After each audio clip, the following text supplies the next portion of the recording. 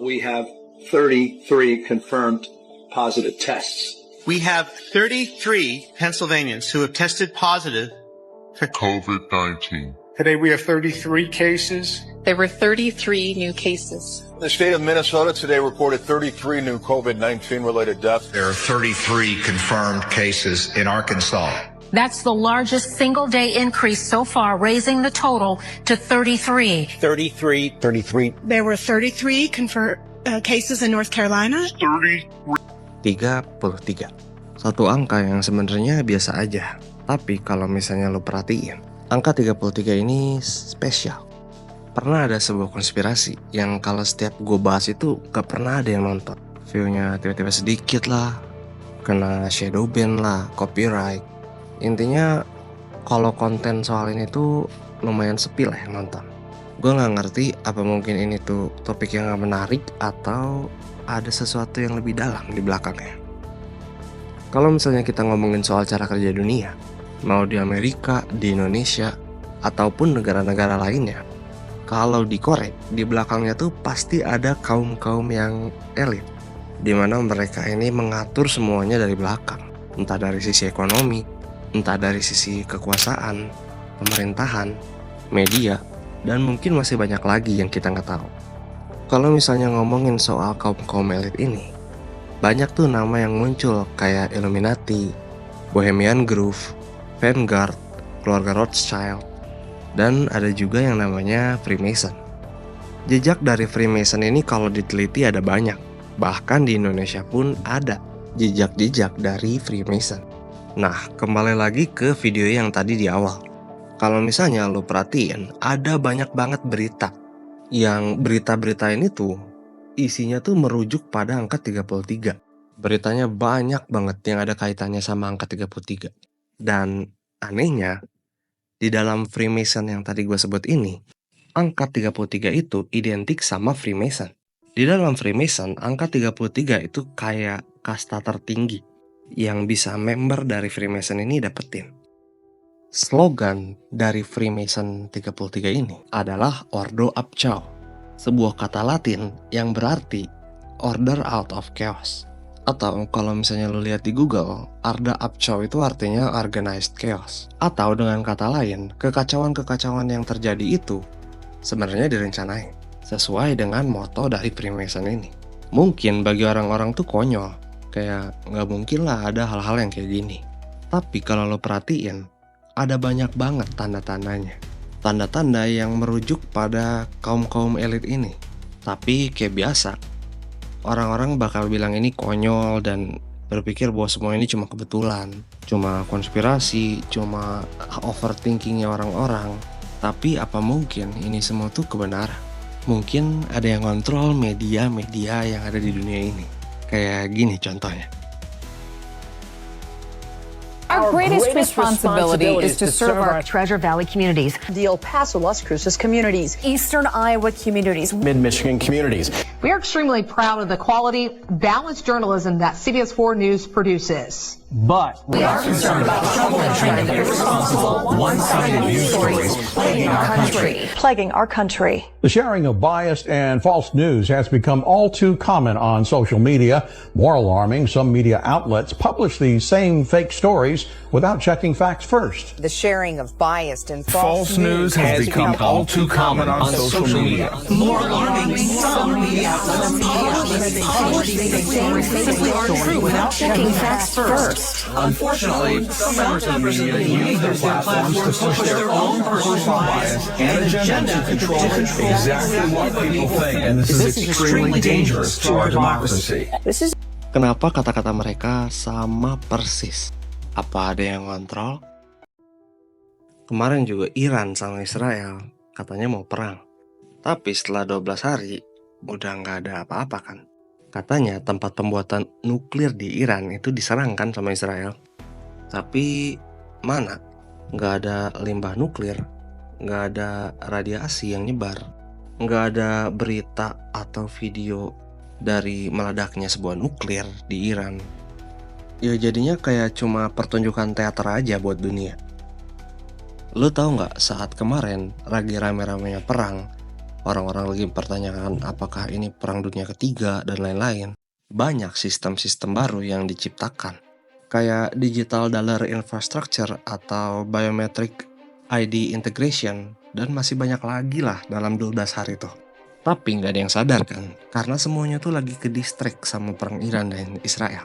Semuanya tuh jadi kerasa kayak kekacauan yang udah terstruktur. Kayak ada seseorang yang udah ngatur ini semua. Kayak apa yang dibilang sama Freemason 33 tadi, Ordo et Chao, order out of chaos. Karena orang-orang tuh kalau misalnya lagi di dalam kekacauan, ya orang-orang bakal lebih nurut, karena kan takut. Selama Israel dan Iran perang, tadi gue sebut, mereka membuat apa yang namanya digital dollar infrastructure. Itu tuh ada hubungannya nih dengan CBDC. Ada sebuah konspirasi yang berkata bahwa CBDC ini adalah sebuah sistem dari kaum-kaum elit untuk mengontrol finance di dunia. CBDC adalah Central Bank Digital Currency atau uang digital lah istilahnya. Kan jadi pertanyaan, kenapa bank mau buat digital currency? Padahal mereka udah kontrol uang kertas kita. Jawabannya adalah untuk kontrol. Uang digital ini penuhnya dikontrol sama bank. Kayak kemana perginya uang ini, dipakai transaksi apa, dan lain-lain. Sedangkan kalau uang setelah mereka keluar dari bank, susah buat nge-trace-nya.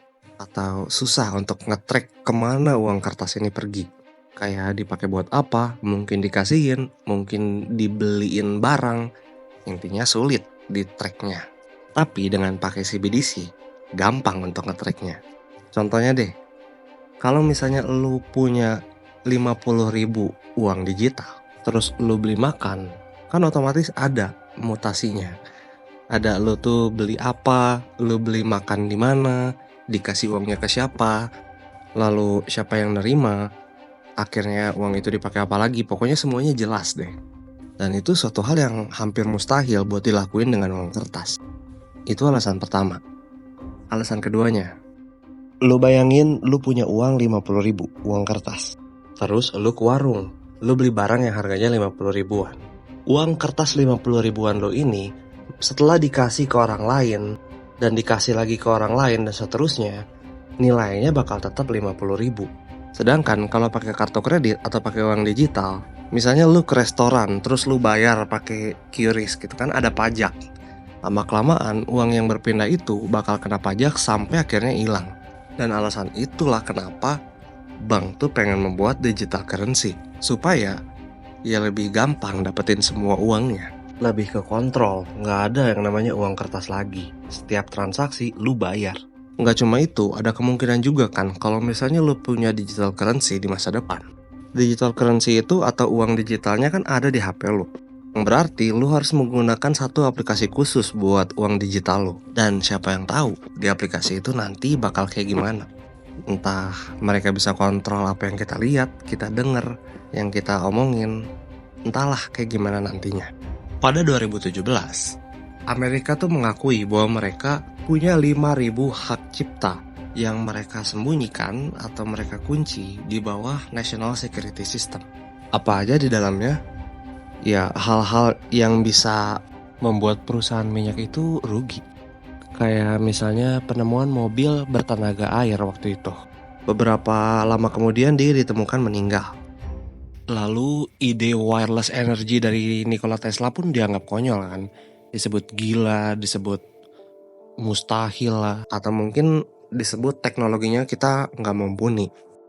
Teknologi Henry Moray yang menciptakan 50 kilowatt dari udara aja hilang. Dan masih banyak lagi ciptaan-ciptaan serupa yang sejak lama tuh mereka bilang untuk keamanan. Jadi inovasi-inovasi ini dibuang atau disembunyikan. Apa benar buat keamanan? Bukan kekuasaan. Bayangin sama lu kalau misalnya dilakuin tuh research yang lebih dalam soal mobil yang bisa jalan pakai tenaga air doang. Lalu di masa depan bekerja tuh bahan bakar mobil tuh air gitu. Perusahaan bensin nanti gimana? Bangkrut dong. Makanya itu, penemuan itu dibungkam. Kalau misalnya penemuan-penemuan itu dilepaskan ke publik, lalu semua orang menggunakan teknologi-teknologi baru ini, dan salah satu penghasilan mereka nanti bakal hilang. Lalu utang dunia pun, utang global pun bakal berkurang.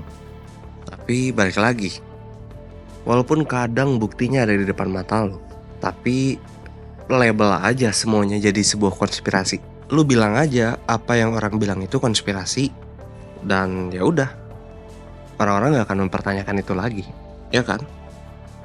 Kayak di dunia ini tuh semua hal bisa diumpetin, asal lu punya kuasa dan lu punya uang. Sejarah juga bisa dimanipulasi. Lu bayangin sebanyak apa kebohongan di luar sana. Untuk apa kita diperlihatkan berita-berita yang sebenarnya gak penting? Untuk informasi atau untuk doktrinasi? Kalau menurut lu gimana? Coba tulis di kolom komentar.